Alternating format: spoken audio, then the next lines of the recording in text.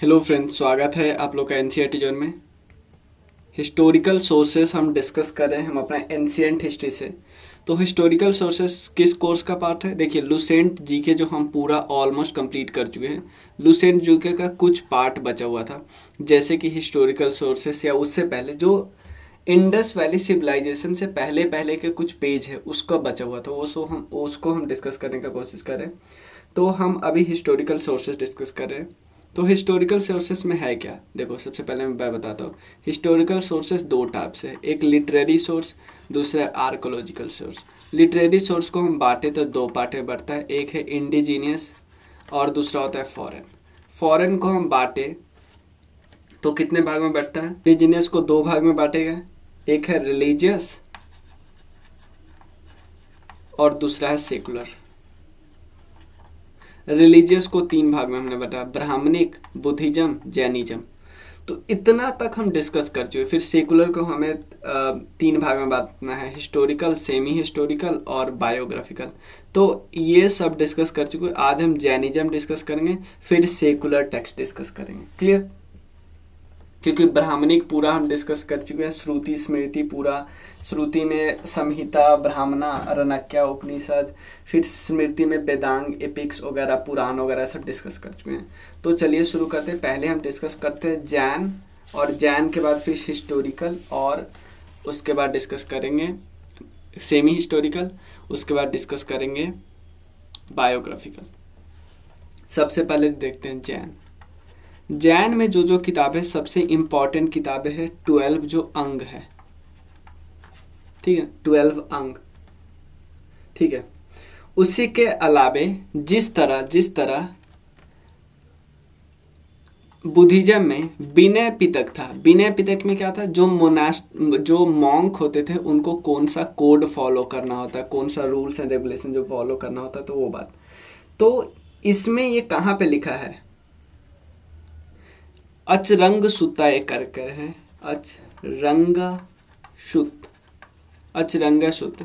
इसमें लिखा है कि क्या डिसिप्लिन, क्या कोड फॉलो करना है मॉन्क को, ये बात सब कुछ लिखा हुआ है अचरंग सुत्त में। यानी पहले एक किताब है अंग, क्लियर, वो 12 अंग है। उसके बाद अचरंग सुत्त है। उसके अलावे जिस तरह अंगुत्तर निकाय में 16 महाजनपद का जिक्र है, लेकिन अंगुत्तर निकाय पाठ किसका है? सुत्त पिटक का, और है किसका? बुद्धिज्म का। क्लियर? सेम इसी तरह कौन सा है? भगवती सूत्र। भगवती सूत्र, यहाँ पे सुत्ता नहीं, सूत्र है, सूत्र भगवती सूत्र।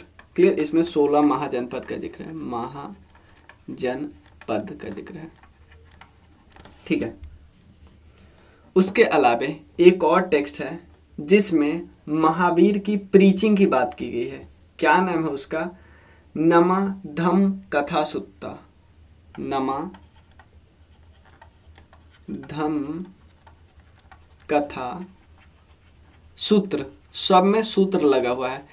अचरंगा सूत्र, भगवती सूत्र, 16 महाजनपद का जिक्र, 12 अंगा पहले से ही, डिसिप्लिन, कोड, रेगुलेशन जो मॉन्क को फॉलो करना होता है उसके लिए नमा धम्मा कथा, ये सूत्र है जो इसमें महावीर की प्रीचिंग के बारे में लिखा हुआ, महावीर की प्रीचिंग, ठीक है।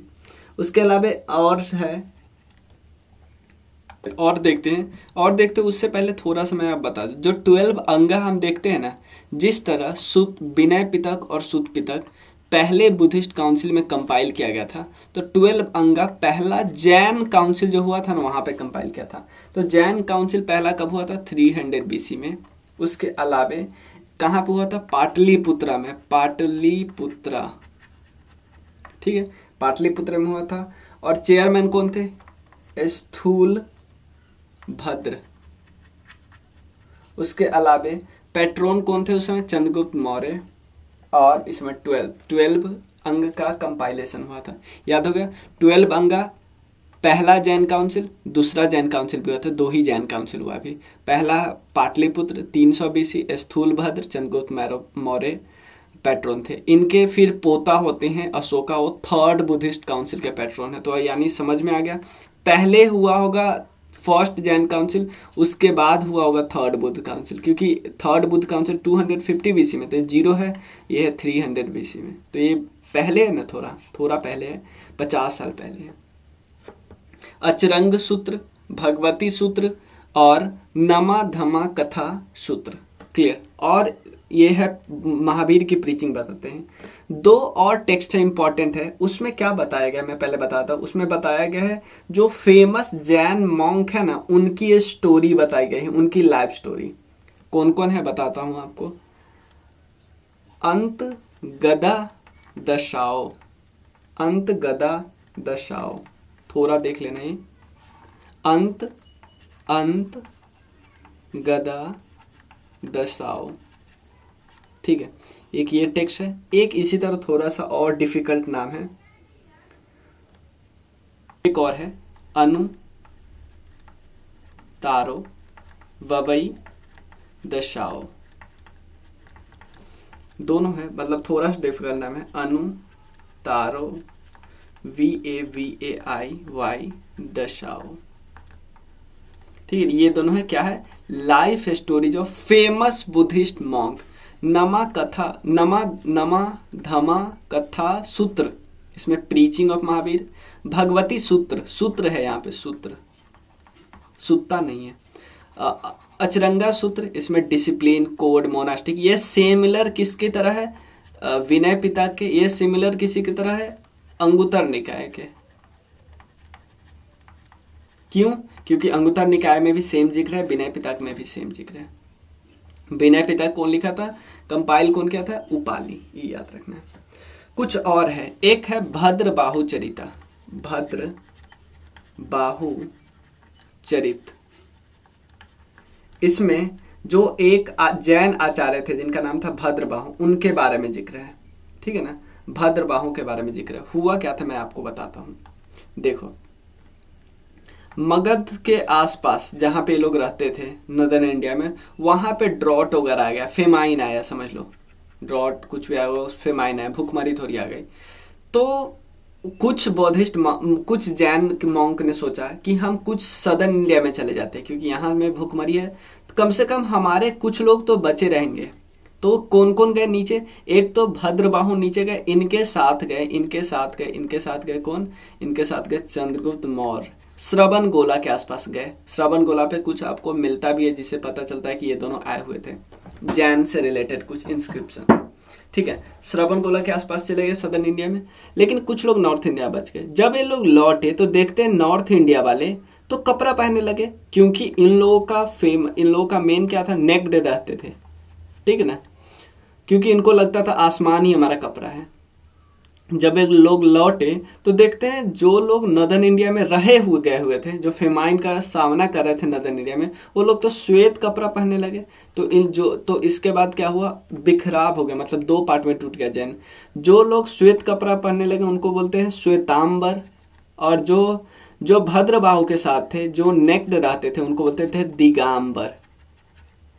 ठीक है, जो दिगांबर फॉलोअर थे उनके हेड कौन थे, भद्रबाहु। लेकिन जो श्वेतांबर थे उनके हेड कौन थे, स्थूल, एस से एस याद रखो, स्थूल भद्र। ध्यान देना, जो श्वेत कपड़ा पहन रहे हैं वो स्थूल भद्र, जो व्हाइट कपड़ा पहन रहे हैं उसको दिगांबर बोलते हैं, भद्रबाहु, दिगांबर भद्रबाहु। समझ में आया ना, इतना क्लियर है। सारे किताब हो गया। एक और किताब है परिशिष्ट पर्व करके है, किसके द्वारा लिखा गया, जैन आचार्य हेमचंद के द्वारा लिखा गया है। परिशिष्ट पर्व, परिशिष्ट पर्व, ये परिशिष्ट पर्व किनके द्वारा लिखा गया, जैन मुनि, जिनका नाम है हेमचंद्र। ठीक है, तो पूरा जैन टेक्स्ट तो हो गया। अब हमने यहाँ पे देखा, यहाँ हो गया सेकुलर पूरा, मतलब ये रिलीजियस तो पूरा हो गया। अब सेकुलर हमें टेक्स्ट करना है, उसके बाद फॉरेनर करेंगे, फॉरेनर करने के बाद हम आर्कोलॉजिकल करेंगे। तो दो प्रॉपर टॉपिक तो बचा हुआ है, उसके बाद इसका भी हम बचा हुआ है, इसका हम अभी कर लेते हैं, हिस्टोरिकल, उसके बाद सेमी हिस्टोरिकल और बायोग्राफिकल। तो सबसे पहले हिस्टोरिकल कुछ सोर्स करते हैं, फिर सेमी हिस्टोरिकल, फिर बायोग्राफिकल, ठीक है ना। ज़्यादा नहीं है इसमें, मतलब लेकिन है फिर भी, तो हम कम से कम डिस्कस कर लेते हैं इनको अभी डिस्कस कर लेते हैं इस क्लास में। सबसे पहले हिस्टोरिकल।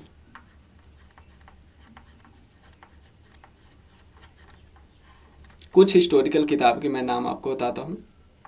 सबसे पहले है अर्थशास्त्र। अर्थशास्त्र के राइटर कौन है? कौटिल्य। कौटिल्य राइटर है। कौटिल्य वाली जो अर्थशास्त्र की किताब है ना, उसको हम कंपेयर करते हैं दो किताब से। एक है एरिस्टोटल की किताब है पॉलिटिक्स से। ये आपसे सिंपल पूछ सकता है, पॉलिटिक्स के राइटर कौन है? एरिस्टोटल। और उसके अलावे एक मैकिवली के किताब है प्रिंस। इन दोनों से हम थोड़ा सा कंपेयर करते हैं कि क्योंकि ये दोनों इतना ज़्यादा इंपॉर्टेंट किताब है, उसी से हम कंपेयर करते हैं अर्थशास्त्र को कौटिल्य से। ठीक है ना।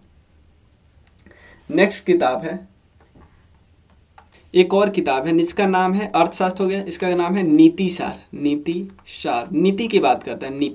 नीति का मतलब जो पॉलिटी होती है वो। ठीक है। क्या, कौन सा राइटर है?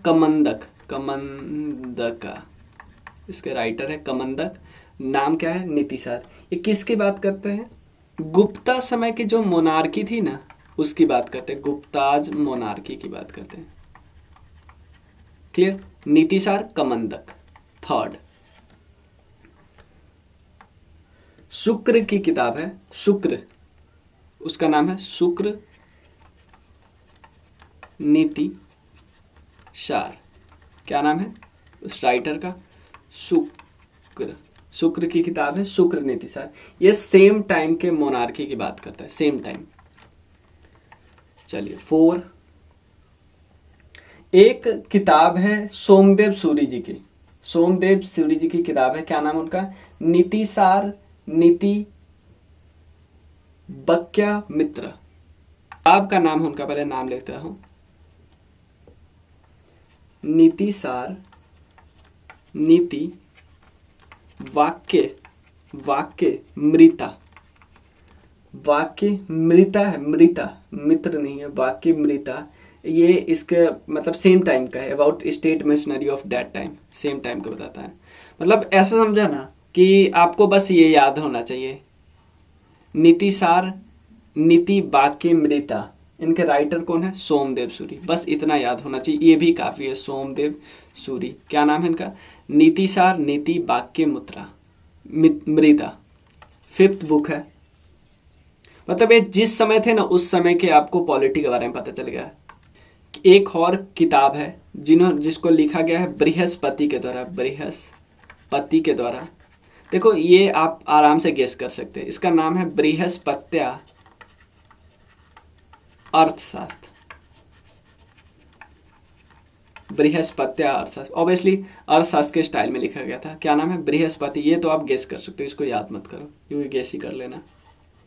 ठीक है। एक बहुत इंपॉर्टेंट किताब है जिनका नाम है राज तरंगिणी। आपको इससे दो ही चीज याद रखने हैं, राज तरंगिणी। ये एक्चुअली क्या क्या याद रखना है? 12th सेंचुरी AD के आसपास लिखा गया है। किसके द्वारा लिखा गया? कल्हान के द्वारा लिखा गया, कल्हान। और कश्मीर के हिस्ट्री के बारे में है।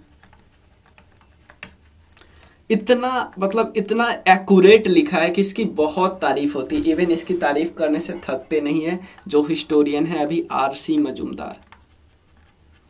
ठीक है ना। राज तरंगिणी कल्हान के द्वारा लिखा गया है। 12th सेंचुरी AD के समय का है। कश्मीर की हिस्ट्री लिखा गया है। चलिए इतना हो गया। गुजरात के बारे में कुछ किताब लिखी, गुजरात के क्रॉनिकल्स बोलते हैं। मतलब गुजरात के बारे में इन किताबों से हमें बहुत पता चलता है। एक है प्रबंध कोश।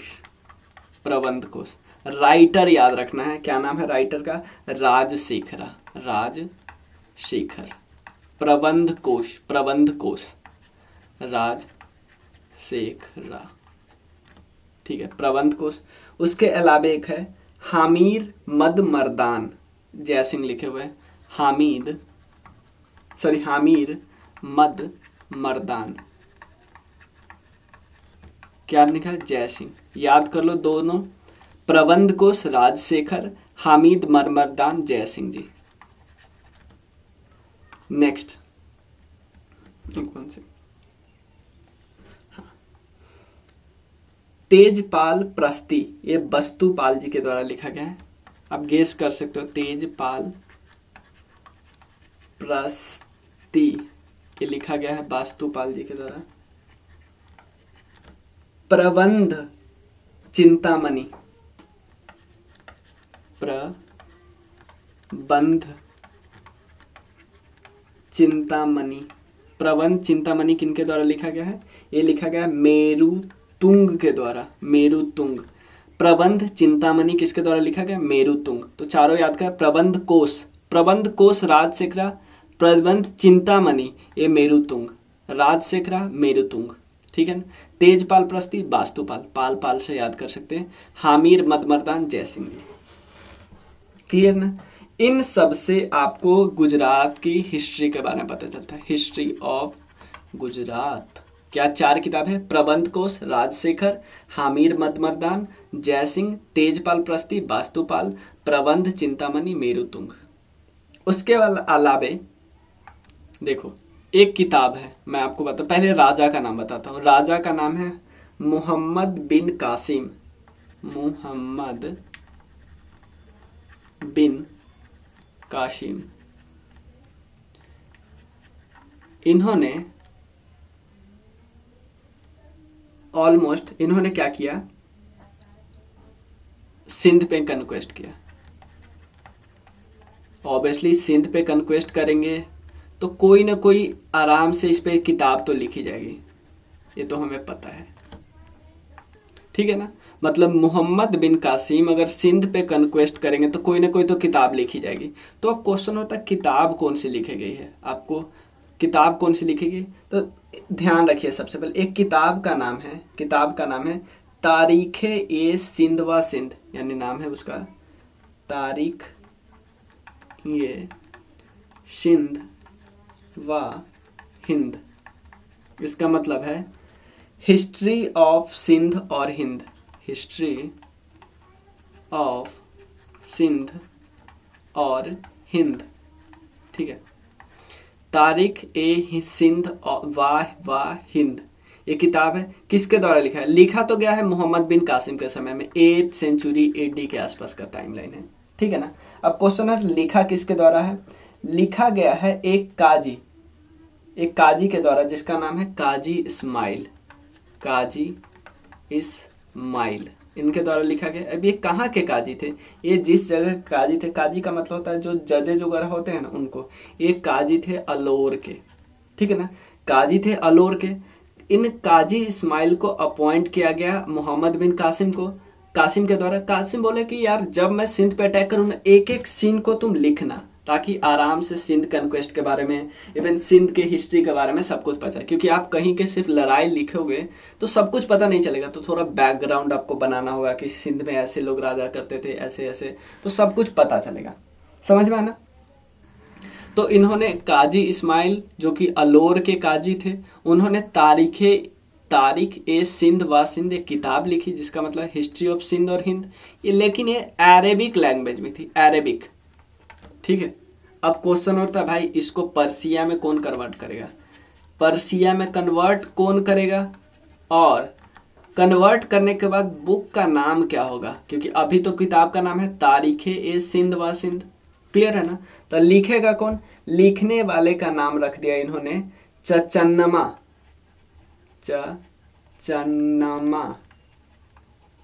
क्लियर। सॉरी, लिखने वाले का नहीं, ये बुक का नाम है चचन्मा, ठीक है ना, बुक का नाम है। लिखने वाले का मैं नाम बताता हूँ, अली बिन हामिद कुफी, अली बिन हामिद कुफी।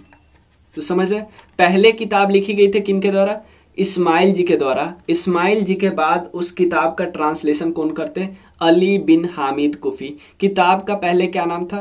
तारीखे सिंध व हिंद। अब क्या नाम हो गया? चचन्नमा किताब का नाम हो गया, ठीक है ना। आप देख लो, चचन्नमा किताब का नाम है और राइटर कौन है? अली बिन हामिद कुफी। ये बस ट्रांसलेटर है, ठीक है। किताब लिखा किन्होंने था? तारीख ए सिंध व हिंद। किन्होंने लिखा था? काजी इस्माइल जी ने। अब बोलोगे क्या इस जो चचन्नमा जो है, चचन्नमा इसका कोई और नाम है? हाँ, क्या नाम है? क्योंकि ये कहानी किसका है? सिंध पे कन्क्वेस्ट का, तो हम ऐसा वर्ड बोल सकते हैं फतेहनामा। फतेहनामा मतलब फतेहनामा ये सिंध, मतलब सीता सिंध पे इन्होंने जो फतह हासिल की तो उसको नाम रख सकते हैं फतेहनामा, फतह करने की स्टोरी, फतेहनामा ये सिंध, ठीक है ना, फतेहनामा ये सिंध। ये सारे आपने हिस्टोरिकल टेक्स्ट देख लिया। क्या क्या देखा आपने, मैं एक बार रिवाइज आपको करा देता हूँ ताकि आपको कंफ्यूज ना हो। ये सब तो हमने जैन वाला देख लिया था। अर्थशास्त्र, नीति शास्त्र, शुक्र नीति शास्त्र शुक्र के द्वारा लिखा गया है। नीति शास्त्र, नीति, वाक्य, मृता, उसके बाद हमने याद कर दिया वृक्षपत्या अर्थशास्त्र, क्योंकि बृहस्पति ने लिखा था। राज तरंगिणी के द्वारा जो कल्हान लिखा गया था वो। गुजरात के लिए प्रबंध कोश, हामिर मदमर्दान, तेजपाल प्रस्ती और प्रबंध चिंतामणि। क्लियर। उसके बाद मोहम्मद बान कासिम ने एक आदमी जिसका नाम था इस्माइल, उनको अपॉइंट किया कि भाई जब सिंध पे कन्क्वेस्ट की करे तो एक किताब लिख दो जिसका नाम हो तारीख सिंध व हिंद, हिस्ट्री ऑफ सिंध और हिंद। तो उसके बाद क्या किया है, ये तो अरबिक लैंग्वेज में था, इसको ट्रांसलेट करना था पर्शियन में। किन्होंने किया, अली बिन हामिर कुफी। नाम क्या था बुक का, चचन्मा। इसका एक और नाम है फतेहनामा ए सिंध। ठीक है, अब सेमी हिस्टोरिकल टेक्स्ट हम देखते हैं। पहला, पाणिनि की एक किताब लिखी गई थी, पाणिनि, क्या नाम है उसका, अष्टादयी। अष्टादयी ये एक संस्कृत ग्रामर की बुक थी, संस्कृत ग्रामर की बुक थी, ठीक है ना। पाणिनि की किताब है अष्टादयी, क्या है, संस्कृत ग्रामर की बुक थी, ठीक है ना। तो ये उस समय के जब प्री मौर्यन और मौर्यन पीरियड था ना, उस समय की पॉलिटिकल कंडीशन के बारे में बताता है। Pre Mauryan plus Mauryan condition के बारे में बताता है, पॉलिटिकल कंडीशन। सेकेंड किताब है एक किताब है जिसका नाम है गर्गी संहिता। किसने लिखा था, गर्गी जी ने लिखा था। नाम है उसका, गर्गी जी ने लिखा था गर्गी संहिता, ठीक है ना। ये एक्चुअली पार्ट है, ध्यान देना, ये पार्ट तो है वैसे युग पुराण के, क्योंकि बहुत सारे पुराण थे, उसमें एक पुराण है युग पुराण। युग पुराण पुराण के पार्ट है, लेकिन और चीजें बताता है। ये एक्चुअली जो बेसिकली तो ज्योतिष बुक है, ज्योतिष जिस तरह संस्कृत ग्रामर का बुक है, लेकिन इवन प्री मॉडर्न और मॉडर्न काल के पॉलिटिकल कंडीशन को भी बता देता है। सेम इसी तरह ये है तो ज्योतिष बुक, लेकिन ये जो ग्रीक और सीथियन इन्वेजन के बारे में भी बता देता है, ठीक है ना। ग्रीक प्लस सीथियन इन्वेजन के बारे में बताता है ज्योतिष बुक युग पुराण में, इसलिए सेमी हिस्टोरिकल इसको बोला गया है, ठीक है ना। थर्ड, पतंजलि की किताब है महाभाष्य, ठीक है ना। पतंजलि की बुक किताब है महाभाष्य, ठीक है। पतंजलि महाभाष्य, देखो महाभाष्य किताब पाणिनि के कंटेम्पररी है। और देखो पाणिनि उतना ज़्यादा सा डिटेल में इन सब के बारे में नहीं बताता है, लेकिन महाभाष्य से आपको डिटेल में पता चल गया हिस्टोरिकल पर्सपेक्टिव वगैरह के बारे में, प्री मॉडर्न मॉडर्न काल के, ठीक है ना। पाणिनि और पी कंटेम्पररी है, याद रखना है। कालिदास की एक किताब है, कालिदास का एक ड्रामा मान लो, क्या नाम है, मालविका अग्निमित्रम। अग्निमित्रम, मालविका अग्निमित्रम, ये ड्रामा है, ठीक है ना। एक्चुअली ये ड्रामा एक्चुअली उस समय के सुंग डायनेस्टी था ना, उसके बारे में भी और स्टोरी बताता है, सुंग डायनेस्टी के बारे में, ठीक है ना। It is called the mirror of interior of the life of royal dynasty, समझ में आया ना। और खासकर अग्निमित्र के बारे में, पुष्पमित्र के बारे में नहीं, अग्निमित्र के बारे में। नेक्स्ट एक किताब है विशाख दत्ता की किताब है, विशाख दत्ता की किताब है मुद्रा राक्षसा। मुद्रा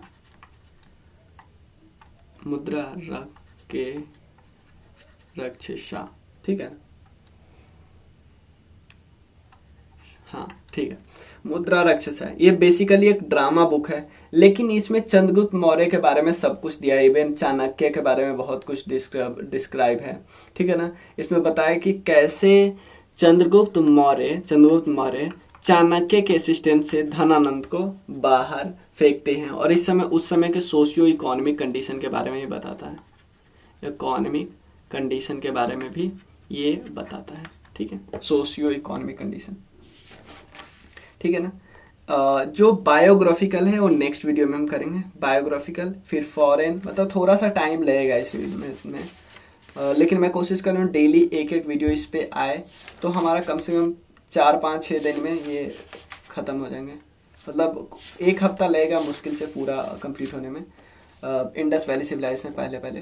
तो मिलते हैं फिर हम लोग, थैंक यू सो मच। आप इस कोर्स को ज्वाइन कर सकते हो, चाहे हमारा ऑब्जेक्टिव कोर्स या सब्जेक्टिव कोर्स, या किसी फ्रेंड को ज़रूरत हो उनको ज्वाइन भी करवा सकते हैं, जो लूसेंट ऑब्जेक्टिव जिनको खुद से नहीं पढ़ा जा रहा है, और क्योंकि हम डिटेल में थोड़ा बता रहे हैं अच्छे से, क्लियर। और इवन लूसेंट ऑब्जेक्टिव का डिटेल में बताने के साथ साथ उसके अलावा हम ये ऐसा कर रहे हैं कि क्वेश्चन को कैसे रिवाइज भी कैसे कर सकते हैं, एक बारी जब हमने देख लिया तो वो भी हम बता रहे हैं। राकेश यादव बुक दोनों करना, क्लियर। आप इस नंबर पे मैसेज कर सकते हो 9582062485। Thank you so much.